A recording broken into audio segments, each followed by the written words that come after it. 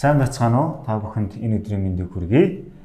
Гэр бүлүүдэд зориулсан найдвар хэмээх одоо цуврал нэлээд хэд хэдэн бичлэг яваа та бүхэнд хүрсэн байгаа. Тэгээд гэр бүлийн хэлцтэй бас талархаж байна. За тэгээд өнөөдрийн битүүрийн ярилцах сэдэв бол хайрлагдсан хосууд буюу за яг энэ хайрлагдсан хосууд дотроо ямар хүнийг хайрлагдсан хүн гэх вэ? Ялангуяа энэ хосын харилцаанд хэрэгцээгээ хангуулж байгаа тий. Хосын хэрэгцээ гэдэг зүйл юу юм бэ? Тэр талаас нь битүүр өнөөдөр ярилцах юм даалгавартай байгаа. За тэгээд мэдээж хэрэг одоо хайрлагдсан хосууд гэдэг маань бол цаагаараа бат бөх харилцаа холбоотой ийм гэр бүлийг хэлж байгаа. Тэгвэл ямар зүйл гэр бүлийг ийм бат бөх харилцаатай байлгад юм бэ? За өөрийнхөө үзэл бодлыг хаалцахгүй. Одоо нэг нэгнийхээ хэрэгцээ шаардлагыг л ойлгодог тий. Тэгээ яг тэр цаг мөчтөө бас тэр хэрэгцээг нь хангадаг. Одоо тийм хүмүүс л илүү их тий сэтгэл хангалуун байж тэгээ гэр бүлийн харилцаа нь илүү батбах байт юм болов уу? За тэгвэл хэрэгцээ шаардлага гэхээр айгуу тийм ерөнхий санагдчихж магадгүй. Хоёул илүү наривчлаад яг хосуудын хувьд яг ямар хэрэгцээ шаардлага гард юм бол жишээ нь одоо за эмэгтэй хүний үүднээс тий. Эмэгтэй хүний ер нь үүднээс бол хамгийн одоо анхны одоо хэрэгцээ юм бол нөхрөөрөө хайрлагдах хэрэгцээчүүд хамгийн чухал шүү дээ. Одоо мэдээж амьдралд олон асуудал бэрхшээл тулгардаг. Энэний дагуу ярьж гэнэ үү өөрийнхөө үзэл бодлоо хэлж гэнэ. Наад энэ чинь дагуу яриад. Чиний хувьд за энэ дээр бол яг хөө ингээд нөхрөөрөө халамжлуулах тий. Энэ бол эмэгтэй хүний хэрэгцээ шүү дээ. Яг одоо өөрийн чинь хувьд тий. Яг чиний өөрийн хувьд энтэй санал нэг байна уу? За энэ бас байж болно эсвэл нэмэлтээр бас хувь хүнийхээ хувьд тий. Магадгүй адилхан тайпын хүн бас нэг сонсч ээж үзчихэж магадгүй. Өөр тайпын ч хүн үзчихэж магадгүй. Хүн бүрд хэрэгцээ шаардлага өөр өөр байгаа шүү дээ. За тэгэхээр илүү одоо өөрийнхөө үднээс бас яагаад яг одоо битэрийн энэ нэг сэдв дээр чинь бол те одоо сайн хэлсэн халамж хаалт байдаг шүү дээ. Тэгээ миний хувьд бол бас энэ дээр нэмээд хайрлуулах чинь амар чухал хэрэгцээ байхгүй юу? Ялангуяа те мэдээж амьдрал олон хэрэгцээнүүд байна л да. Те одоо ингээл хүүхэдтэй болох үед за одоо хоёулаа байх үедээ гэдэг ч юм уу те нөхцөл байдлаас хамаарат харин одоо яг миний хувьд яг одоогийн нөхцөл байдлаас ингээ харах юм бол ер нь эмэгтэй хүн л хайрлуулах л хамгийн том хэрэгцээ нь хайрлуулах. Тэгээ энэ хэрэгцээ маань дутагдаад ирэхэд л нөгөө эмэгтэй хүмүүс янз янзын ааш авир гаргаж те одоо ингээд нөгөө тэр хэрэгцээгээ илэрхийлэх гээд тэгээ тэрийг аягүй бас заримдаа эмэгтэйчүүд чинь бас нэг гол байгаа онцдохгүйгээр аягүй тойруулж те нөхөртөө хэлээд ч юм ингээд асуудлууд гардаг. Тэгээ миний хувьд бол хамгийн том нь бол хайрлуулах гэж бас амар тийм ерөнхий байгаад шүү дээ те. Тэр дотор ч магадгүй халамжлах те одоо инхрийлүүлэх гэдэг юм уу яг нөгөө хос гэдэг утгаараа олон юм биш шүү дээ. Яг алийг нь хайрлах гэх юм. Гэхдээ сая нэг чигээр хэлжсэн амар олон дотор аяа олон байгаа шүү дээ. Тэгээд тэр дотор чи бүгдээр л байгаа. Жишээ нь одоо хайрлах дотор чинь халамжлах байна шүү дээ. Одоо эмэгтэй хүмүүс чинь эрэгтэй хүмүүсийн хувьд бас сул байгаа шүү дээ. Одоо яг нөгөө эрэгтэй эмэгтэй хүний ялгаа гараад байгаа байхгүй.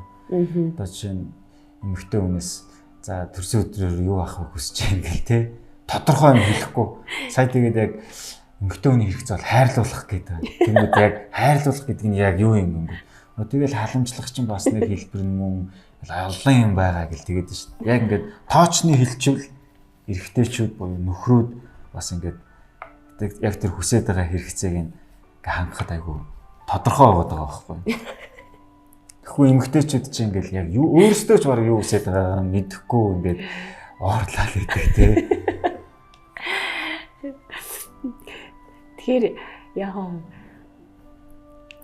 за яг нэг тоочны те яг нэг юм аа хэлэх юм бол ерөөсөө л ямар ч цаг үед нь хайрлах л хэрэгтэй. Хайрлах гэдгээс одоо өөр байхгүй гэж байна. Үгүй тэгэрч амар болохгүй шүү. За тэгэхээр юу гэх юм? Юу гэж хэлэх юм? Тийм зэрэг чамаас асуугаад байна шүү дээ.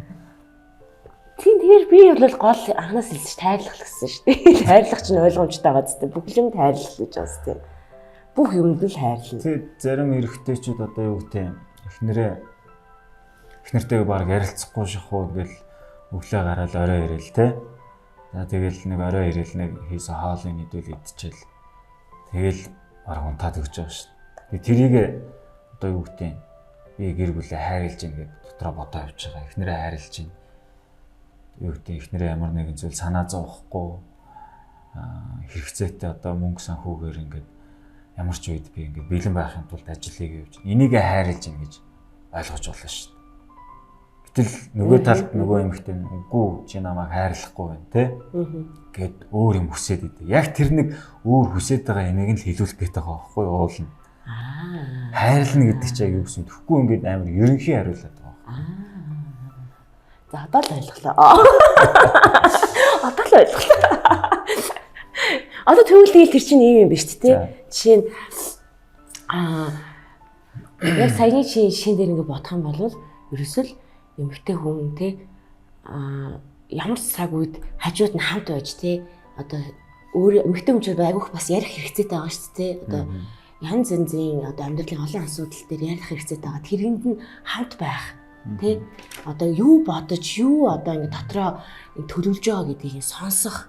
Тэгээ тэрэнд нь одоо тохирсон одоо яг тэр хариултыг нөхрөөсөө бас хүлээж идэх юм үү те. Магадгүй заримдаа эмэгтэйчүүд чинь юм сэтгэл хөдлөлтөй айгүйх хавтаад айгүйх ингээл нэг ингээд ийш тийш ингээд өссөн юмнууд ингээл те ингээл дотроо бодсон төлөвлөсөн магадгүй заримдаа авцалдахгүй зүйлийг ингээл дотроо бодсон байх үед тэрийг сонсоод те тэгээ шүүмжлэхгүйгээр айгүй тгийж зөв чиглүүлэх тэр чинь одоо бас амар том хэрэгсэн шүү дээ. Тэгэхгүй ингээл юу бодож байгааг сонсохгүй юу хүсэж байгааг сонсохгүй одоо яг нөхцөл байдал ямар байгаа гэдгийг ингээд мэдрэхгүй ингээд айгүй явах юм бол бас айгүй хэцүү шүү дээ.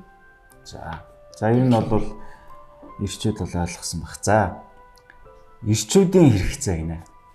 Нөгөө хайрлагцсан асуудал гэдэг юм ярьж байгаа шүү дээ. Тэр яг хэрэгцээтэй юмараа хангагдсан хүн өөрийгөө би хайрлагцсан гэж ойлгодог тийм. За тэгэхээр ирчүүдийн хувьд одоо ямар хэрэгцээ байдаг яг энэ хосын харилцаанд. Яг энэ дээр бол надад өгсөн одоо энэ үнээр бол ирчүүдийн хэрэгцээ хамгийн чухал одоо хэрэгцээ бол бэлгийн харилцаа гинэ. Яг уу бас байж болно тийм. Гэхдээ миний хувьд бол за бэлгийн харилцаа мэдээж хэрэг зөвхөн хосуудын дунд байдаг зүйл биш болчиход байна шүү дээ. Уг нь бол зөвхөн хосуудын дунд байх хэрэгтэй, гэр бүлүүдийн дунд, гэр бүлийн дунд байх хэрэгтэй зүйл. Гэтэл одоо бас тийм биш.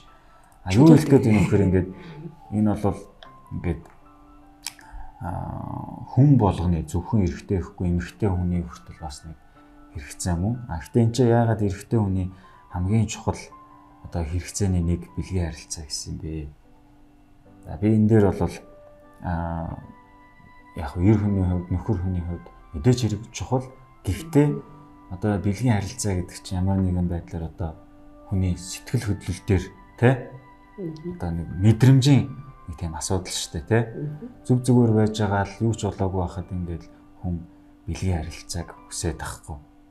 Тэгэхээр одоо энэ хосуудын харилцаанд бэлгийн харилцаа бол яалтч чухал. Гэхдээ тэр бэлгийн харилцаа байснараа одоо тухайн хосуудын харилцаа эерэг байгаа юм байна. Зөв байгаа юм байна. Болж гин гэдэг ойлголтыг өгөн тэ. Мэдээж хэрэг муудалцчаал бие биендээ дургуулахчаал тэгэл нэг хэрэгцээ гараад ирэл бэлгийн харилцаанд орох нь хаашийн тэ.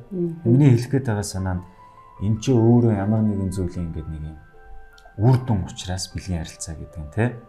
Одоо ингээд бие биендээ тааламжтай татагдж байгаа эсвэл ингээд сайхан мэдрэмж өгж байгаа нэг тийм хайраа илэрхийлж байгаа илэрхийлэмж учраас энэний өмнө нэг юм байх хэрэгтэй байдаг. Тэхийн тулд одоо энэ бэлгийн харилцаа гэдэг энэ хэрэгцээг ингэж хангахын тулд мэдээж хэрэг бие биендээ сайхан мэдрэмжүүдийг өгөх хэрэгтэй тий. Бие биенийхээ хүсэл сонирхлыг бас татах хэрэгтэй.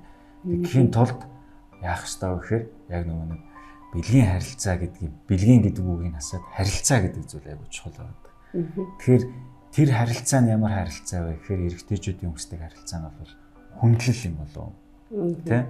Шинэ одоо юу гэдэг ингээд нөхрөө огт хүндлэхгүй заримдаа ингээ хүн чинээ тоохгүй энэ ингэх ёстой ч гэдэг юм уу.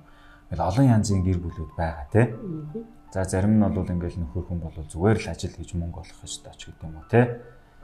Гэтэл зарим нь бол ингээл нөхрөө одоо айгүй тийм дээдэлж хүндэлж харцдаг. Тэрнээс нөхөр хүн өөрийгөө бас ингээд үнэлдэг те. Өөрийгөө бас ингээд айгүй тийм өндөрт тавьж хариуцлагаа бас цаагаараа ингэж мэдэрдэг. Тэгээ тэрний үр дүнд те нөгөө илэрхийлэмж гэдэг байгаа нөгөө бэлгийн харилцаа буюу нөгөө асуудын яг ингээд амраг хайрын харилцааг ингээд гоё сэргээж өгдөг, сэдрээж өгдөг тэр зүйл бас бий болдгийм болов гэж бодож байна. Тэгэхээр хайрлагдсан хосууд байхын тулд ил одоо ингээд шууд бацчээ те. Хайрлагдсан хосууд, хайрлагдсан эрэгтэй, эмэгтэй байхын тулд нөгөө хүнийхээ хэрэгцээг те инфрилэл хайр халамж хэрэгтэй бол тэрийг нь өгөх хэрэгтэй, мэдрүүлэх хэрэгтэй те. За тэгээд тэр зүйлийг мэдэрсэн хүн за эр хүний хувьд бол те эхнэрээ хүсэх, хайрлах те инфрилэх тэр зүйлийг ч гэсэн бас ингээд өгөө аваатай те харилцсан бие биенээ ингээд таталцсан гэдэг шиг те таталцлын хууль гэдэг шиг ийм байдаг байх нэ. Тэгэхээр хосууд та бүхэн хэрвээ та гэр бүлийн өөрийнхөө гэр бүлийгтэй амжилттай явж гин үү, амжилтгүй явж гин үү, бат бэх харилцаатай гэр бүл мөн үү биш үү гэдгээ бас шалгахыг хүсэж ивэл те магадгүй одоо саяны одоо бэлгийн харилцаа ч юм уу те эсвэл энэ эхнэрийн хүсэж байгаа тэр хэрэгцээг хангаж гин үгүй юу гэдгээр бас дүгнж болох нэ. За миний нэг уншижсэн нэг тийм судалгаанаас ингээ харахад эрүүл харилцаатай гэр бүл бол за 7 хоногтой 2-3 удаа те нэгэн багтаа бэлгийн харилцаанд ингээ ордог гэдэг чинь. Тэгэхээр тэр нь харилцаа нь эрүүл байна л гэсэн үг байна. Өөрөөр хэлбэл ингээд харилцаа эрүүл учраас хэрэгцээ шаардлага хангаад явж байна л гэсэн үг тийм. За тэгээд сүүлчийн минутыг чамд үлдээ гэж.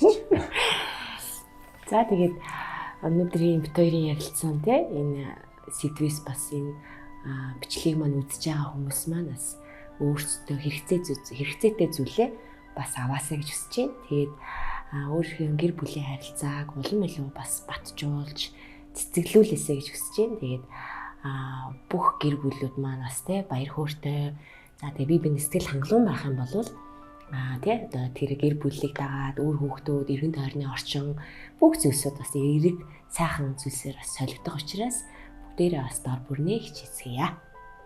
За баяртай. Баяртай.